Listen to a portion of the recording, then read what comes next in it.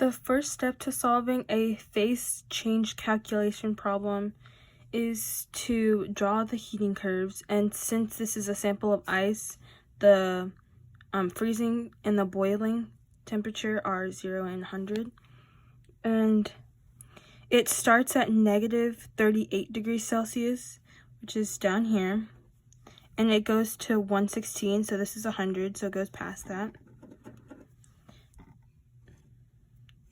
And you make a direction of where you're going.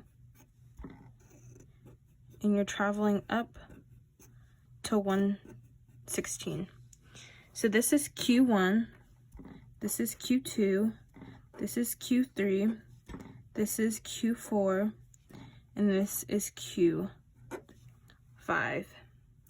The next step to solving this problem is to find Q1. So the formula for Q1 is MC, the change in temperature. And since this is a solid, it's ice, or just solid. So Q1 equals mass, and the mass is 8 grams, times CS, which is 2.1, multiplied by the change in temperature. And you're going from 38 degrees Celsius to 0, so the change in temperature is 38.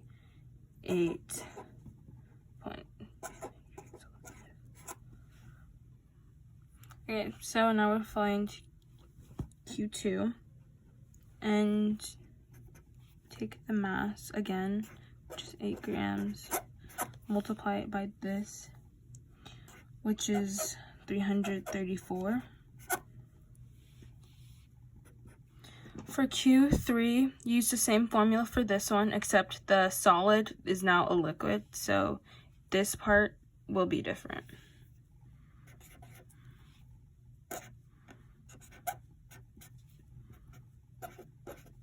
Multiply the mass, which is 8 grams, times CL, which is 4.18.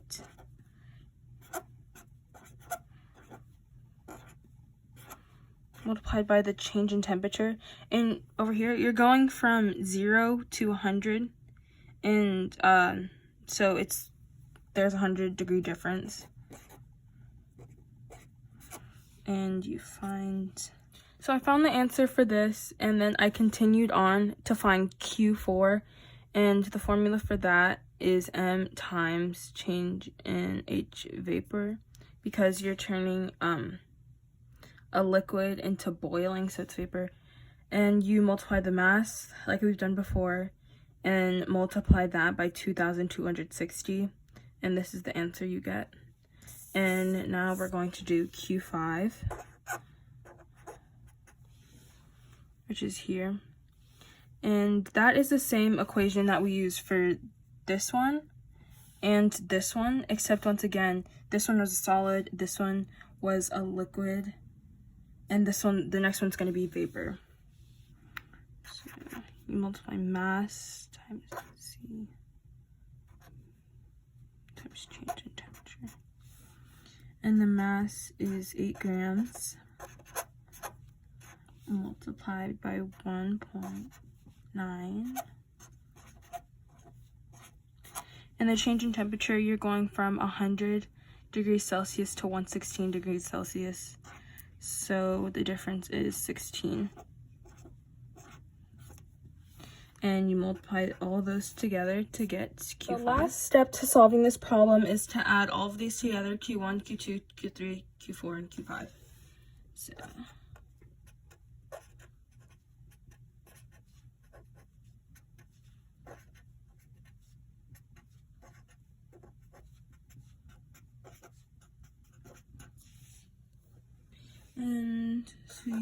I'm going to do this part. When you add all of these together, you get 8,705.6.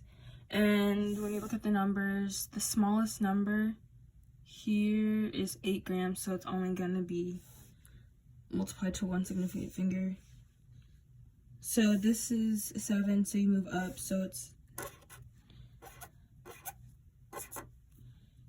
9,000 is the final answer.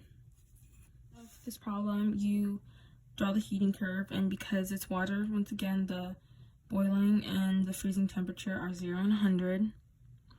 And we have 8 grams. It's going from 0 degrees Celsius to 100 degrees Celsius. So starting here, and it is going to here. So draw in the direction you're going from 0 all the way to 100. This will be Q1, this will be Q2, this is going to be Q3. So for Q1, the formula is M times,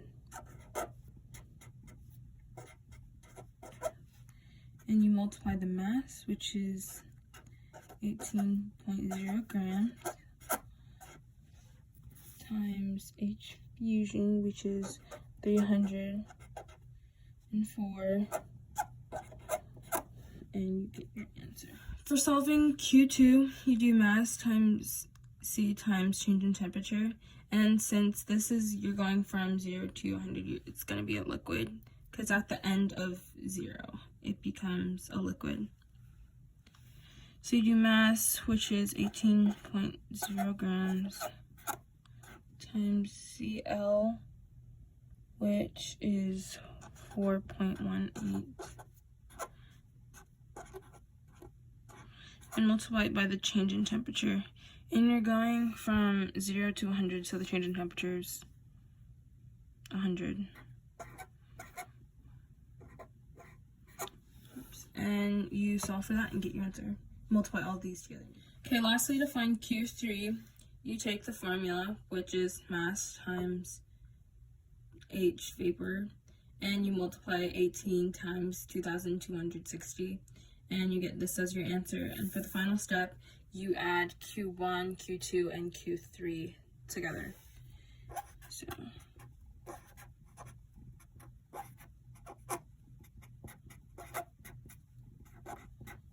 after adding all these together, this was my answer, 54,216. And because the smallest significant figure we have here is 2, you round it to 2, which is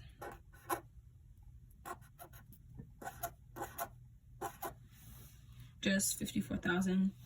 And you're trying to find energy, so joules. And that is the final answer.